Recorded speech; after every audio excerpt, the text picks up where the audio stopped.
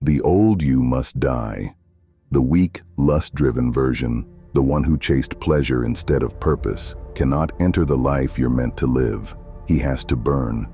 You've lived as a shadow of yourself, scrolling, releasing, distracting, mistaking comfort for peace, mistaking stimulation for life. But deep down, you know something's missing. You can feel the fire still flickering beneath the ashes. Every time you give in, that fire dims a little more, and every time you hold, every time you choose strength over release, that flame grows brighter. Semen retention isn't just a discipline, it's a death ritual. It's the cleansing fire that destroys who you were so the real man can rise. Because a man cannot be reborn until he has first been burned. This isn't about suppression, it's about resurrection, the awakening of the masculine spirit that this world tried to bury. Every man who walks this path believes he's just quitting a habit.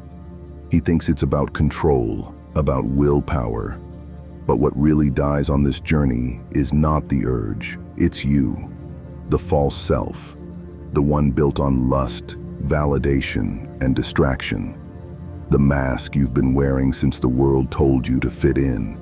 At first, the death feels like despair. Your pleasures fade, your highs disappear, and the silence feels unbearable. You'll call it boredom. You'll call it emptiness. But it's not emptiness. It's the void before rebirth. The world will whisper that something is wrong with you, that you've lost your spark. But what's dying is not your spark. It's your cage. Your ego will fight back. It will tempt you with memories of comfort, old habits, old pleasures, because it knows what happens if you stop feeding it. It starves. And as it starves, your true self starts breathing again. You're not losing yourself. You're shedding everything that isn't real. This is the death every man must face before he is reborn. The flat line isn't punishment, it's purification. When everything feels empty, when your motivation vanishes and your body feels lifeless, that's the old energy dying off. It's your nervous system detoxing from years of cheap dopamine and instant gratification. It's your mind begging for the comfort that kept you weak. But if you can sit through the flames without running back to your old addictions, something sacred begins to happen. The fire no longer destroys you. It refines you. It burns away everything fake. The illusions, the lust, the noise. You'll feel restless. You'll feel angry. You'll feel like something inside you wants to escape. And that's because it does. Your old self is screaming while your real self is being forged in silence. The pain you feel, it's not the end. It's the forge. And every moment you endure it without breaking, your spirit hardens into steel. This is where boys are burned and men are born.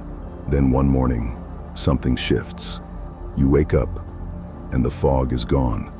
Your mind feels sharper, lighter.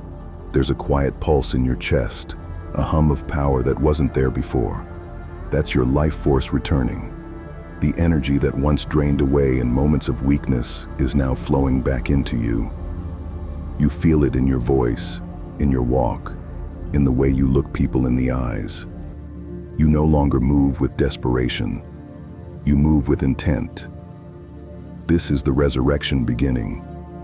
Your body becomes alive again, your focus anchored, your presence undeniable. Even your silence starts to carry weight. People notice, though they can't explain it. They sense your steadiness, your control. Because what they're feeling isn't arrogance or ego, it's power, clean, centered, and contained. This is what happens when your energy stops leaking outward and starts building within. You're no longer ruled by your desires. You command them. And in that command, you rediscover something sacred, peace that feels like strength.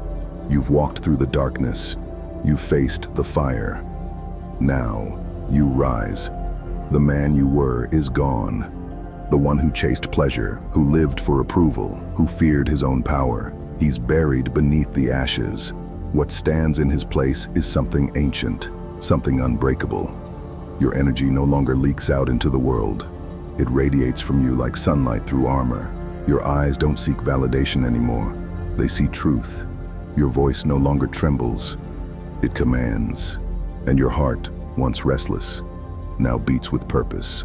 This is the masculine reborn, not the loud, fragile masculinity that shouts to be seen, but the quiet, unwavering presence that is seen. You've become the storm contained within calm, the mountain that doesn't move, the leader who doesn't beg. He builds. This is what semen retention was always meant to awaken. Not suppression, but resurrection. The return of the man who remembers who he is.